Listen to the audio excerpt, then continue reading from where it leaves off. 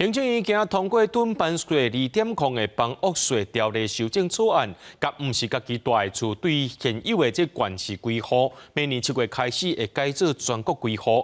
本地扣的这税率是1.5%，也会调悬到4.8%，而且地方政府的税率也对自由定定，变做是强制定定。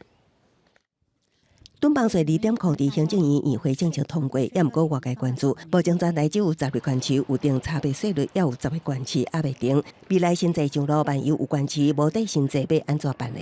只能定得比我重，不可以定得比我轻。如果定得比我轻，所导致的税收损失，中央不会补的。但如果你不定，我就强制他明年7月1号开始，全部按财政部的模组来课税。根据了解，即摆的囤房税2点0有几大改革方向，包括规划方式，为即摆的县市改做全国规划，互4个有厝的人无所在通比。非自住房屋税率会位于上加1.5%调悬到上悬4.8%，地方政府的法定税率也为过去自由定定改做强制必须定定。那些单一自住税率是调降到1%，另外若计算出地的非自住房屋税率也有调降。毋通鼓励无人住的空厝，会当租出去，也佫会当打击投机客。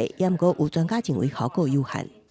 多数的房子都是呈现轻税，也就是原本是1.2变成1，那1的话那就是降税了嘛。所以你说囤房税吗？没有，它是降税法案。所以政府推了一个降税法案，你觉得对房价有帮助吗？没有帮助。所以这一次呢，政府在打假球。另外，观察全台房租指数呈现一直加悬的趋势。以今年4月来看，房租指数为103.09，一路加悬到8月来到104.16，创下2年来新高。台湾的利率走向还是慢慢的要调高的话，或者是涉及到通膨的问题的话，那么这个租金的往上调整可能还会连续个10几20个月都可能。学者分析未来租金水位恐惊会随着利率调升，一路连续起袂翻头，真歹干那靠囤房税上路，叫做租金加悬。细厝的人的票包恐惊会继续救水。记者综合报道。